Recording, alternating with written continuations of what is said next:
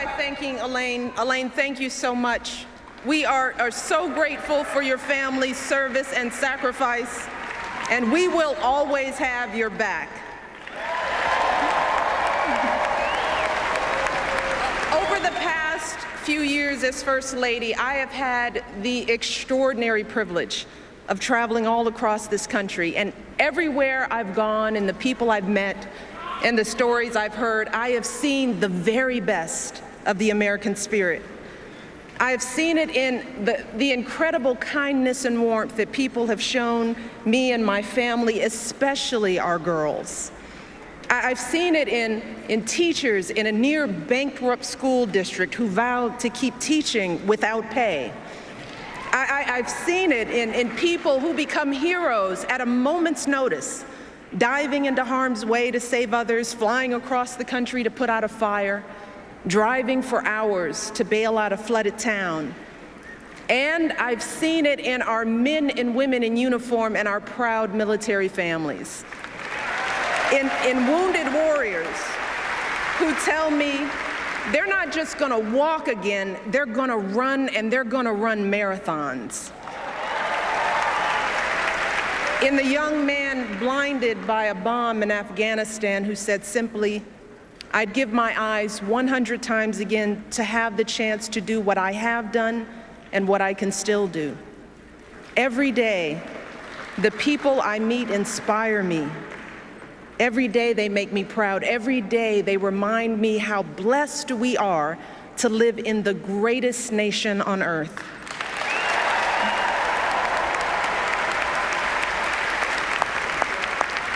Serving as your First Lady is an honor and a privilege. But back when we first came together 4 years ago, I still had some concerns about this journey we'd begun.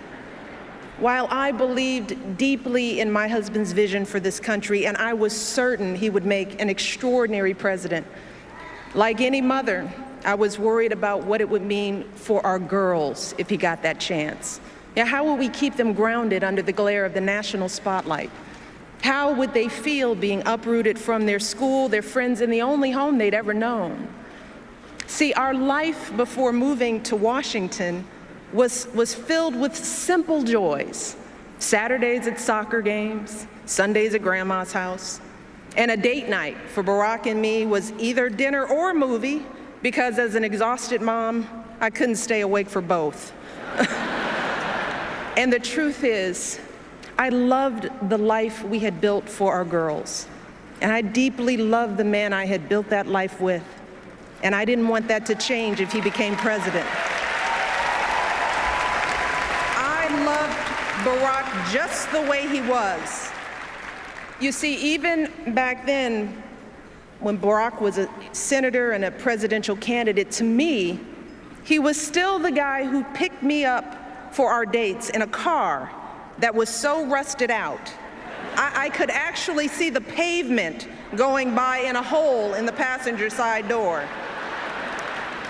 He was the guy whose proudest possession was a coffee table he'd found in a dumpster, and whose only pair of decent shoes was a half size too small. But see, when Barack started telling me about his family, see, now that's when I knew I had found a kindred spirit, someone whose values and upbringing were so much like mine. You see, Barack and I were both raised by families who didn't have much in the way of money or material possessions, but who had given us something far more valuable: their unconditional love, their unflinching sacrifice, and the chance to go places they had never imagined for themselves. My father was a pump operator at the city water plant, and he was diagnosed with multiple sclerosis when my brother and I were young. And even as a kid, I knew there were plenty of days when he was in pain. And I knew there were plenty of mornings when it was a struggle for him to simply get out of bed. But every morning, I watched my father wake up with a smile, grab his walker, prop himself up against the bathroom sink, and slowly shave and button his uniform. And when he returned home after a long day's work, my brother and I would would stand at the top of the stairs of our little apartment, patiently waiting to greet him, watching as he reached down to lift one leg and then the other to slowly climb his way into our arms. But despite these challenges, my dad hardly ever missed a day of work. He and my mom were determined to give me and my brother the kind of education they could only dream of. And when my brother and I finally made it to college, nearly all of our tuition came from student loans and grants, but my dad still had to pay a tiny portion of that tuition himself. And every semester, he was determined to pay that bill right on time, even taking out loans when he fell short. He was so proud to be sending his kids to college, and he made sure we never missed a registration deadline because his check was late. You see, for my dad, that's what it meant to be a man. Like so many of us. That was the measure of his success in life, being able to earn a decent living that allowed him to support his family. And as I got to know Barack, I realized that even though he had grown up all the way across the country, he'd been brought up just like me. Barack was raised by a single mom who struggled to pay the bills and by grandparents who stepped in when she needed help. Barack's grandmother started out as a secretary at a community bank, and she moved quickly up the ranks, but like so many women, she hit a glass ceiling. And for years, men no more qualified than she was, men she had actually trained, were promoted up the ladder ahead of her, earning more and more money while Barack's family continued to scrape by. But day after day, she kept on waking up at dawn to catch the bus, arriving at work before anyone else, giving her best without complaint or regret. And she would often tell Barack, so long as you kids do well, Bear, that's all that really matters. Like so many American families, our families weren't asking for much. They didn't begrudge anyone else's success or care that others had much more than they did. In fact, they admired it. They simply believed in that fundamental American promise that even if you don't start out with much, if you work hard and do what you're supposed to do, you should be able to build a decent life for yourself and an even better life for your kids and grandkids. That's how they raised us. That's what we learned from their example. We learned about dignity and decency, that how hard you work matters more than how much you make, that helping others means more than just getting ahead yourself. We learned about honesty and integrity, that the truth matters, that you don't take shortcuts or play by your own set of rules. And success doesn't count unless you earn it fair and square.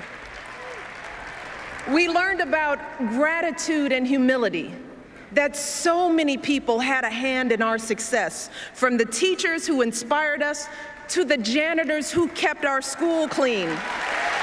And we were taught to value everyone's contribution and treat everyone with respect.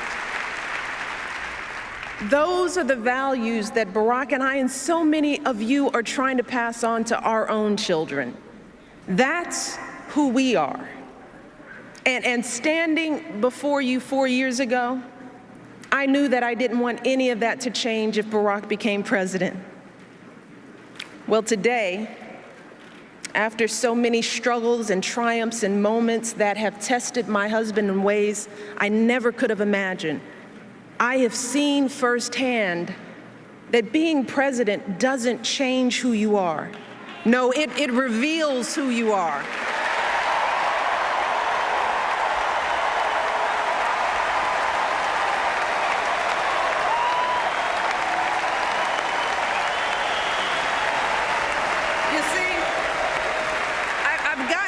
To see up close and personal what being president really looks like.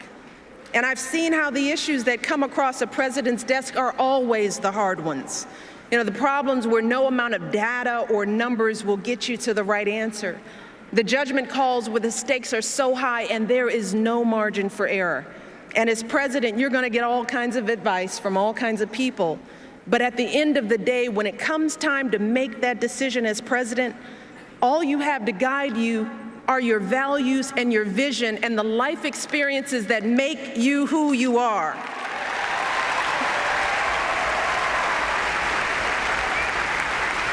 So when it comes to rebuilding our economy, Barack is thinking about folks like my dad and like his grandmother.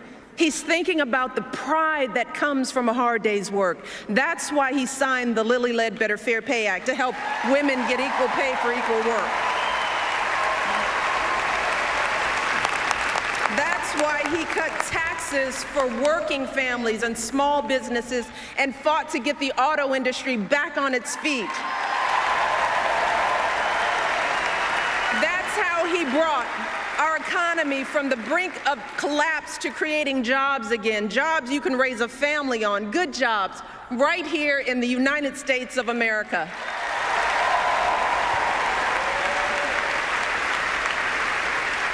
When it comes to the health of our families, Barack refused to listen to all those folks who told him to leave health reform for another day, another president.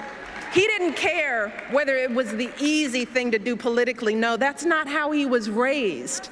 He cared that it was the right thing to do.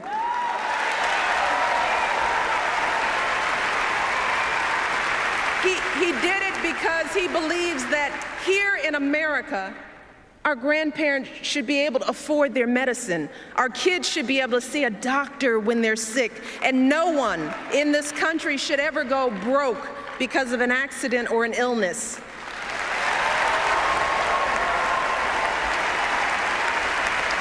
And he believes that women are more than capable of making our own choices about our bodies and our health care.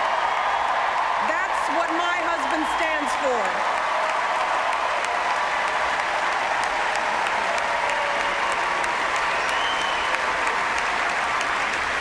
When it comes to giving our kids the education they deserve, Barack knows that, like me and like so many of you, he never could have attended college without financial aid. And believe it or not, when we were first married, our combined monthly student loan bill was actually higher than our mortgage. Yeah, we were so young, so in love, and so in debt. And that's why Barack has fought so hard to increase student aid and keep interest rates down, because he wants every young person to fulfill their promise and be able to attend college without a mountain of debt. So in the end, for Barack, these issues aren't political, they're personal. Because Barack knows what it means when a family struggles. He knows what it means to want something more for your kids and grandkids. Barack knows the American dream because he's lived it. And he wants everyone in this country, everyone, to have the same opportunity, no matter who we are or where we're from or what we look like or who we love.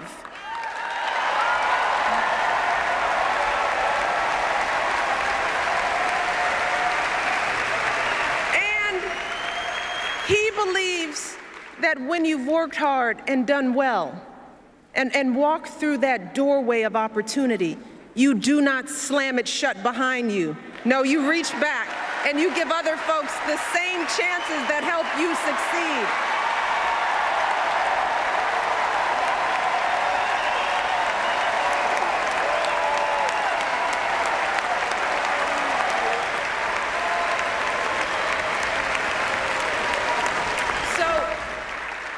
When people ask me whether being in the White House has changed my husband, I can honestly say that when it comes to his character and his convictions and his heart, Barack Obama is still the same man I fell in love with all those years ago. Yeah. He's the same man who started his career by turning down high-paying jobs and instead working in struggling neighborhoods where a steel plant had shut down, fighting to rebuild those communities and get folks back to work. Because for Barack, success isn't about how much money you make, it's about the difference you make in people's lives.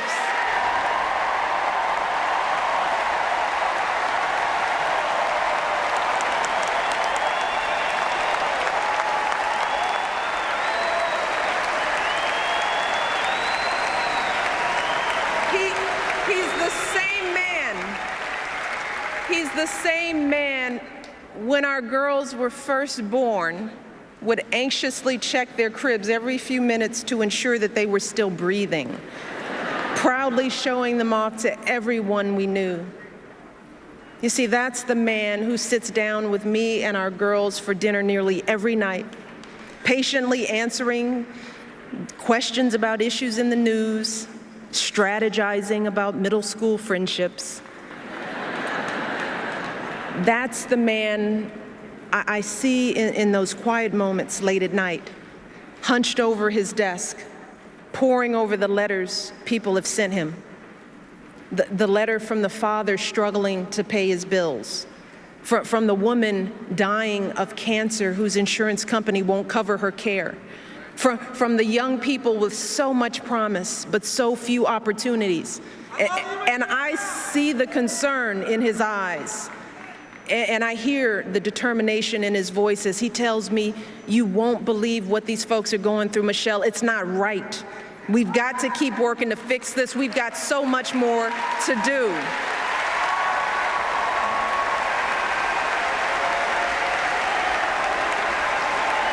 I see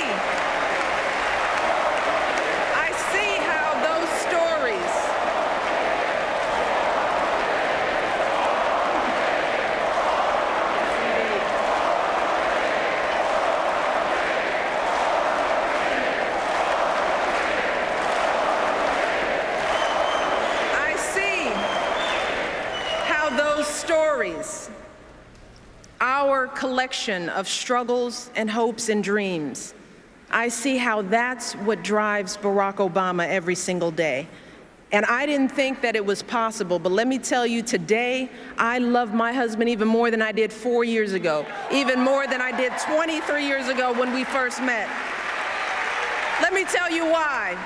See, I love that he has never forgotten how he started. I love that we can trust Barack to do what he says he's going to do, even when it's hard, especially when it's hard.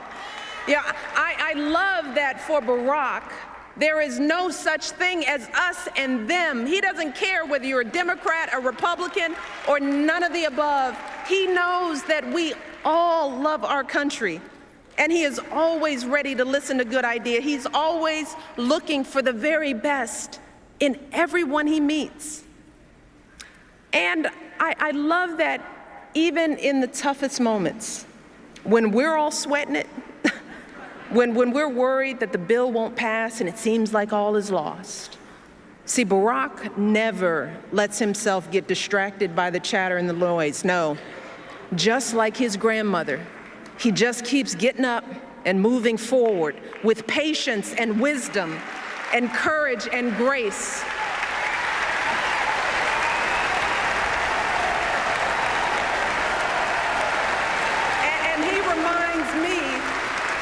He reminds me that we are playing a long game here, and that change is hard, and change is slow, and it never happens all at once, but eventually we get there. We always do. We get there because of folks like my dad, folks like Barack's grandmother, men and women who said to themselves, I may not have a chance to fulfill my dreams, but maybe my children will. Maybe my grandchildren will. See, so many of us stand here tonight because of their sacrifice and longing and steadfast love, because time and again they swallowed their fears and doubts and did what was hard. So today, when the challenges we face start to seem overwhelming or even impossible, Let us never forget that doing the impossible is the history of this nation. It is who we are as Americans. It is how this country was built.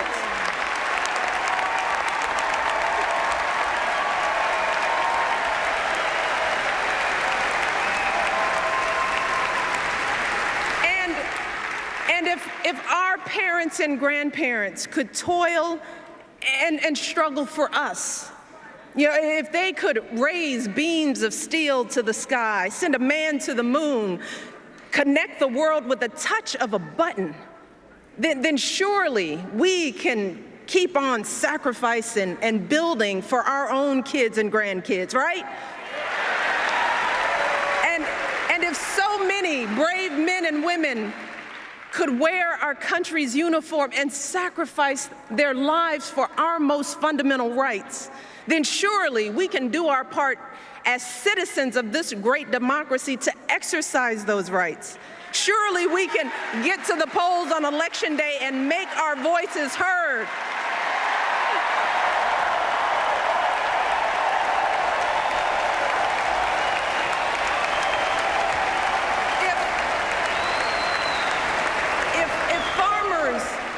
Blacksmiths could win independence from an empire, if immigrants could leave behind everything they knew for a better life on our shores, if women could be dragged to jail for seeking the vote, if a generation could defeat a depression and define greatness for all time, if a young preacher could lift us to the mountaintop with his righteous dream, and if proud Americans can be who they are and boldly stand at the altar with who they love, then surely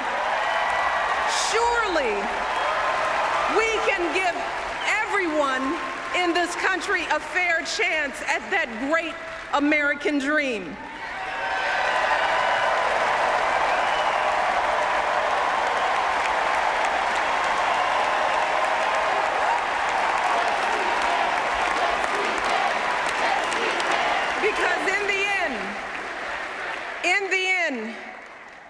More than anything else, that is the story of this country.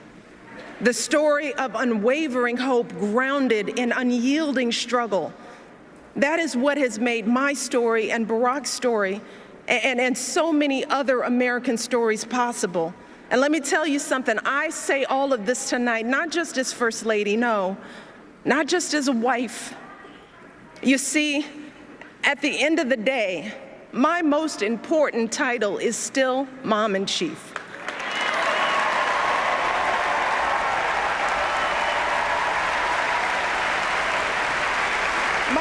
My daughters are still the heart of my heart and the center of my world. But let me tell you, today I have none of those worries from 4 years ago, no. Not about whether Barack and I were doing what was best for our girls.